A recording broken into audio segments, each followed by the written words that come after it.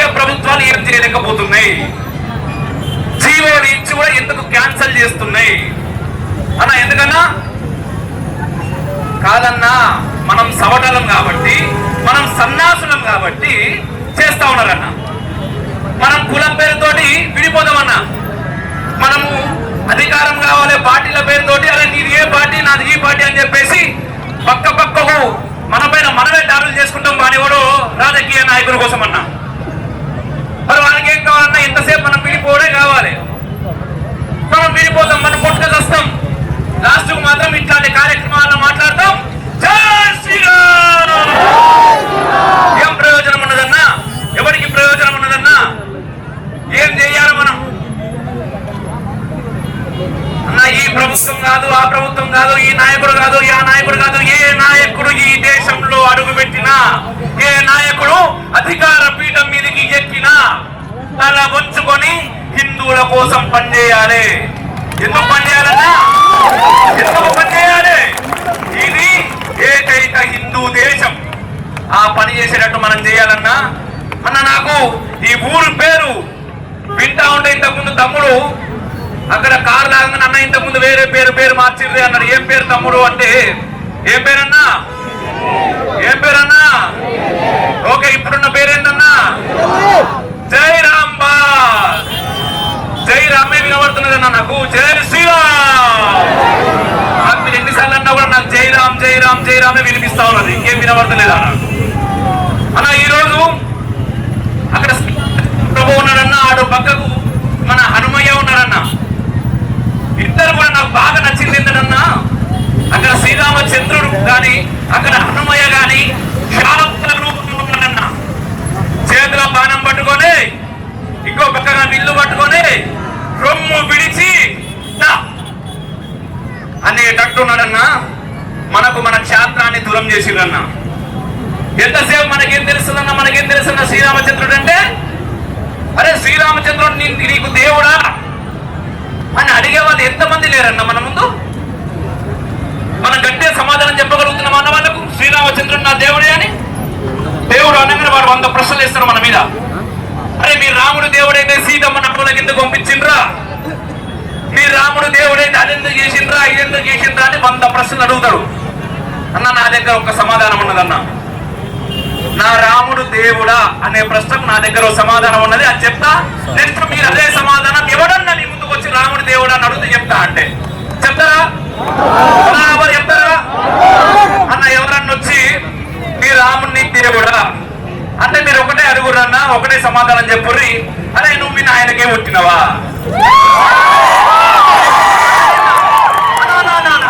అడుగుతారన్నా. కాదు కాదు మీ రాముడు దేవుడు అని చెప్పి నాకు ప్రూఫ్స్ చూపి అంటాడు. అరే బాబు మీ నాయనకే పుట్టినవా, నువ్వు కూడా నాకు ప్రూఫ్స్ చూపి అంటాడు. చూపిస్తారా అన్న ప్రూఫ్?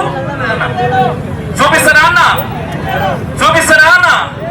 మరి ఏడికెళ్ళన్నా నా రాముడు నాకు దేవుడు, నా సీతమ్మ నాకు తల్లి అయినా కూడా పిచ్చినా కొడుకులమై మనం 500 సంవత్సరాలు రామ జన్మభూమిలో రాముడిని ప్రతిష్ఠించుకోవడానికి ఎదురు చూసినామన్నా. ఎదురు చూసినాం. ఎవరినన్నా ఏమన్నా అన్నమా, ఏమన్నా చేస్తామా?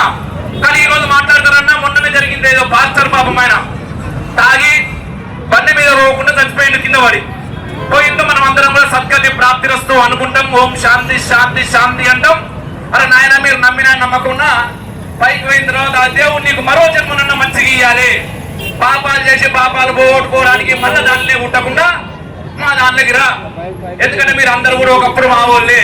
ఏమున్నది 1500 సంవత్సరాలు 2000 సంవత్సరాల క్రితం వేరేటోళ్ళు వచ్చి దేశం మీదకి మారుర్రి లేకపోతే మిమ్మల్ని చంపుతామనేసరికి మా అమ్మ నాయన మా తాత ముత్తాతలు వీళ్ళందరూ కొంచెం కాంతం బాగుండేసరికి నేను మారా, నేను హిందూగానే పుడతా, హిందూగానే చస్తా, నా తర్వాత తరాలకి హిందుత్వాన్ని అందిస్తామని మన పెద్దోళ్ళు అన్నారు కాబట్టి మనం హిందువులుగా ఉంటాం.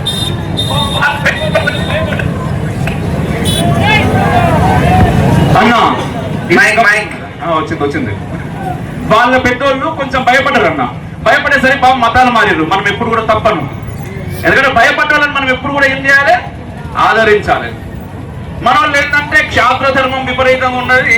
అరే నువ్వేం చేసినా సరే నేను పుట్టు పెట్టుకుంటా, నువ్వేం చేసినా సరే నేను హిందూగానే బ్రతుకుతా అన్నారు. వాళ్ళు రక్తాన్ని దారవచ్చునన్న ఒక్క ఛత్రపతి శివాజీ మహారాజ్ కాదే, మనకి నా కొడుకులందరూ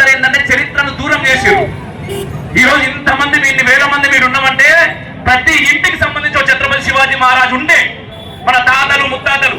అందుకోసమే వాళ్ళు రక్తాన్ని దారబోస్తే ఆ రక్తం మనం నుదుటి పెట్టుకుంటున్నాం గర్వంగా. గర్వంగా పెట్టుకోవాలి కూడా. పెట్టుకోనవుతా బరాబర్ పెట్టుకోవాలి.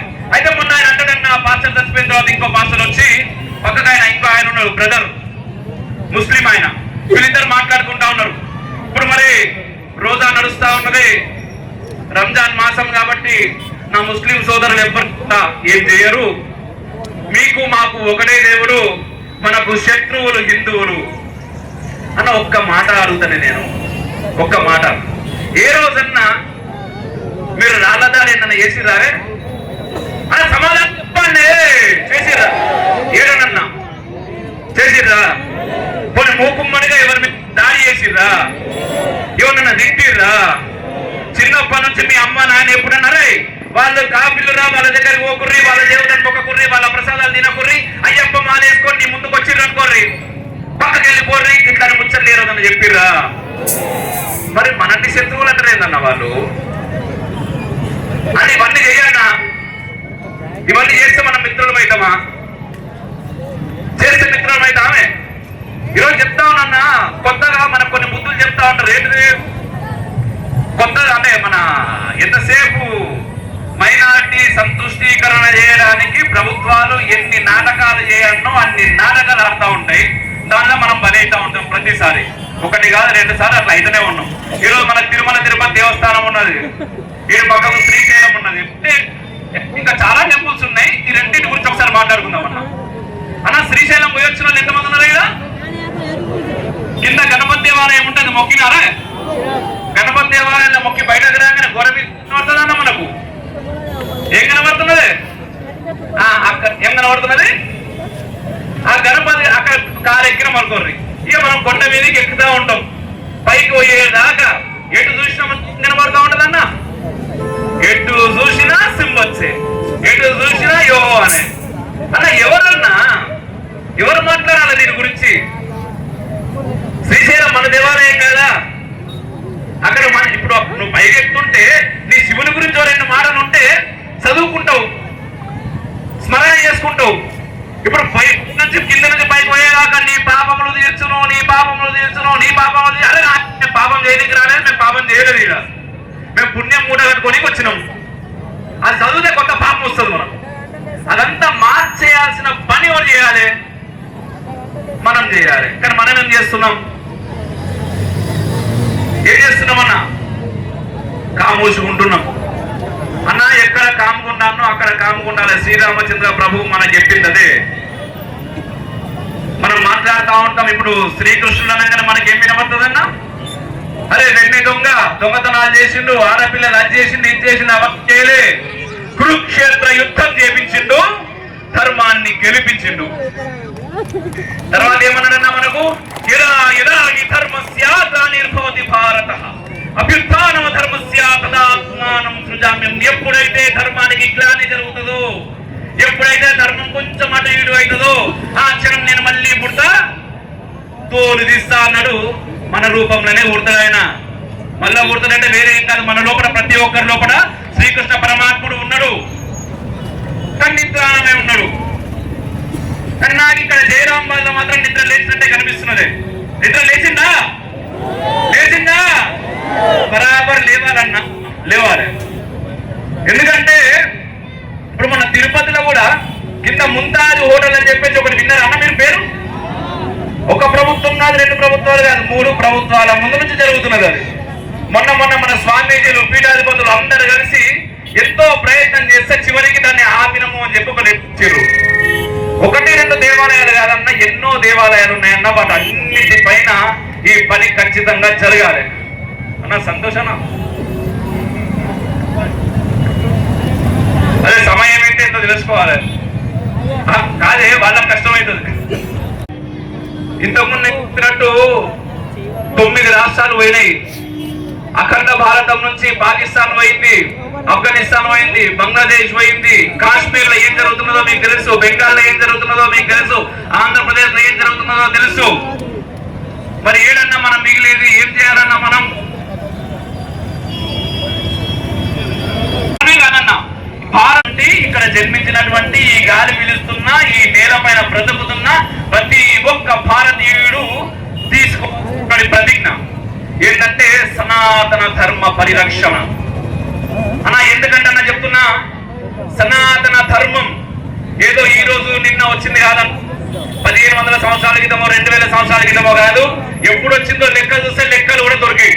అప్పటి నుంచి ఉన్నది, ఇక ముందు కూడా ఉంటది. కానీ విషయం ఏంటంటే సనాతన ధర్మం ఈ దేశంలో ఇంత బాగా ఉన్నది కాబట్టి మిగిలిన అందరి ముచ్చట్లు నడుస్తా ఉన్నాయి. ఎందుకంటే మన ధర్మం ఎప్పుడు మనకు ఒకటే చెప్పిందన్న. ఏం చెప్పింది? సర్వే జనా సుఖినో భవంతు చెప్పింది కదా. అందరు మంచిగా ఉండాలి, దానిలో మనము ఉండాలి అనుకుంటున్నాం. ఇట్లా అనుకునేటోళ్ళు ఈ దేశంలో ఎక్కువ మంది ఉన్నారు కాబట్టి అందరూ మంచిగా ఉంటున్నారు. అందరూ మంచిగా ఉంటున్నారు. ఒకవేళ అట్లా అనుకునేటోళ్ళు తక్కువైతే ఏం జరుగుతుందో నేను మీ ఊహకే వదిలేస్తున్నా. ఏం చేయాలనో మీ ఊహకే వదిలేస్తున్నా. చేసుడు మాత్రం పక్కా చేయాలి. అలా చేయాలని మీరు అందరు నిశ్చయించుకున్నారు కాబట్టి ఈ రోజు శ్రీరామచంద్రుడి ముందు ఇంత పెద్ద కాషాయ సముద్రం కనబడతా ఉన్నది. జై శ్రీరామ్ అన్న. మీరు ఒక్కొక్కళ్ళు కొన్ని వేల మందిని మార్చుకున్నోళ్ళు, ఒక్కొక్కళ్ళు కొన్ని వేల మందిని మార్చే శక్తి ఉన్నోళ్ళు ఖచ్చితంగా మన పైన జరుగుతున్నటువంటి దాడుల గురించి చెప్పే ప్రయత్నం చేయుర్రి.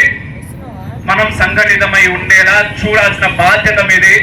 మనం సంఘటితమై లేకపోతే ఎంతసేపు రాజకీయ నాయకులకు మనం ఆహారం అయితే తప్ప తప్పించి చేయలేదన్న.